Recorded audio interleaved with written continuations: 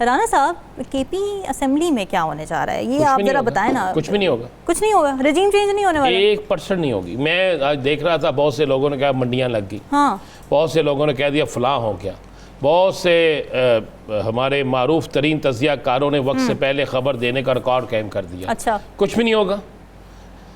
KP assembly में इमरान खान चाहेगा, अली अमीन गंडापुर फारिग होगा।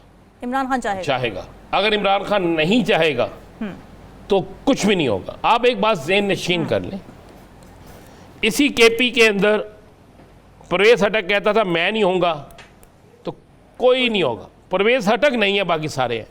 महमूद खान यही बात कहता था, महमूद खान नहीं है, सारे हैं। आफ्ताब शेरपाव ये बात कहता था, वो नहीं है, सारे हैं। ठीक है, गुलाम अहमद बलोच ये बात कहता था, वो नहीं है, सारे हैं।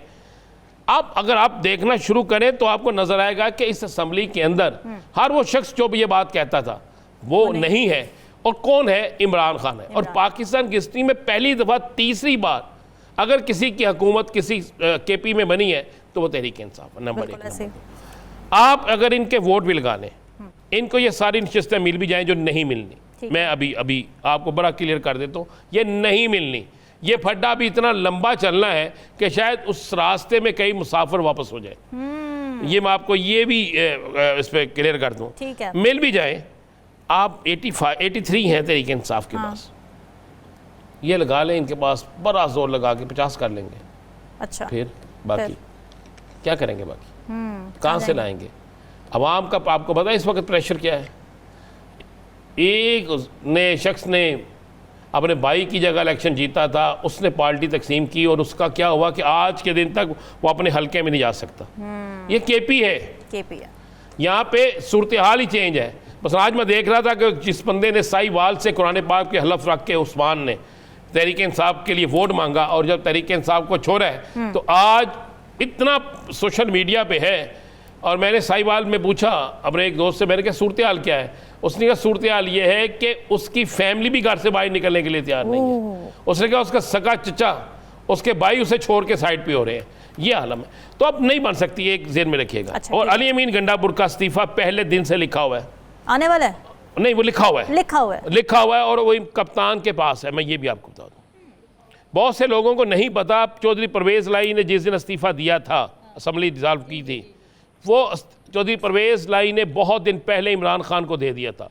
सिर्फ चौधरी परवेज़ लाई ने, ये मैं आपको हकीकत बता रहा हूँ, आप चौधरी परवेज़ लाई से पूछ सकते हैं, उन्होंने उस दिन की डेट उस वक्त आगे डाली थी जब देना था, बाकी उसने खाली छोड़ा। इसी तरह अली अमीन गंडापुर का इस्तीफ़ा ये तस्दीक की है अली अमीन गंडापुर ने भी, इमरान खान के पास है। वो खुद कहता है कि इमरान खान के सुबह असम्बली डिज़ाल्व कर दूँगा। वो खुद कहता है इमरान खान कहे मैं छोड़ दूँगा। इसमें कोई दूसरी राय नहीं, इसलिए कि इनमें से किसको वोट मिले हैं ज़ाती हैसियत से। मुझे एक बंदा दिखा दे जो ज़ाती हैसियत से जीत के आए।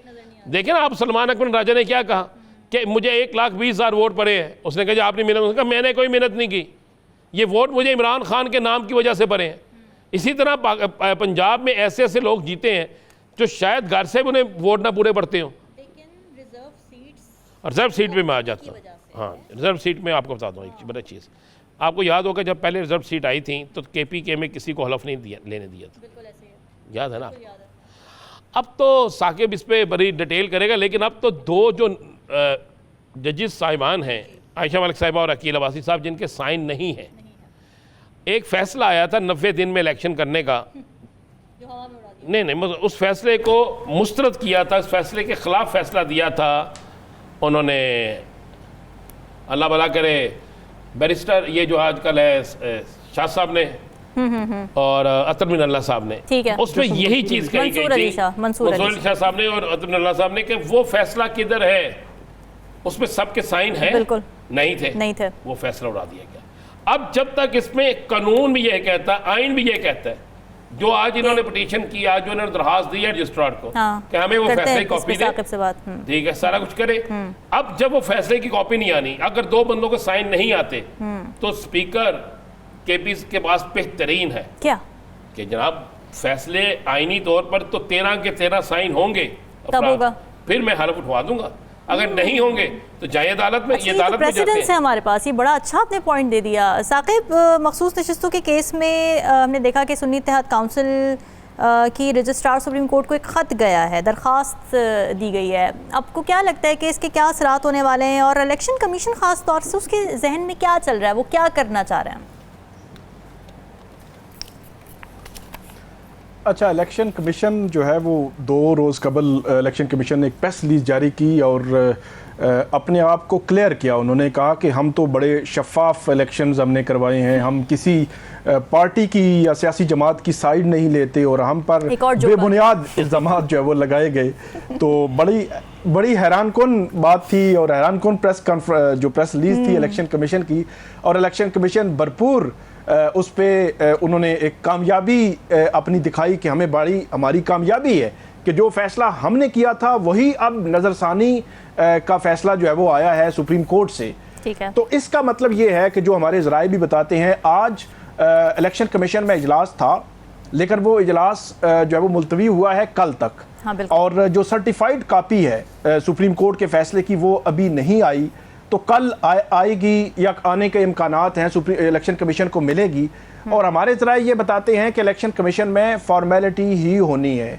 अब वो खैबर पख्तूनख्वा में स्पीकर वहाँ पे उसमें कोई रोक लें इस मामले को कि 10 जजेस के दस्तखत हैं, 12 के नहीं हैं, वो एक अलग मामला यकीनी तौर पर मुमकिन तौर पर हो सकता है। लेकिन इलेक्शन कमीशन ने इस पर इलेक्शन कमीशन ने बाकायदा इस पर आप ये जश्न कह सकते हैं कि हमारी बात मानी गई है, जो हमने फैसला किया था वही सुप्रीम कोर्ट के नजरसानी बेंच ने किया। साहब, बात इलेक्शन कमीशन की मानी गई 8 फरवरी से लेकर अब तक, और किसकी मानी गई है? ये बात ठीक है, मुझे बताएं ना, 8 फरवरी से लेकर आज के दिन तक बात और किसकी मानी गई है? ना आवाम के वोटों की मानी गई है, ना उम्मीदवार की मानी गई है, ना किसी अदलिया की मानी गई है, ना किसी सियासी जमात की मानी गई है। इलेक्शन कमीशन की तो मानी गई है। इलेक्शन कमीशन सुप्रीमेसी चल रही है।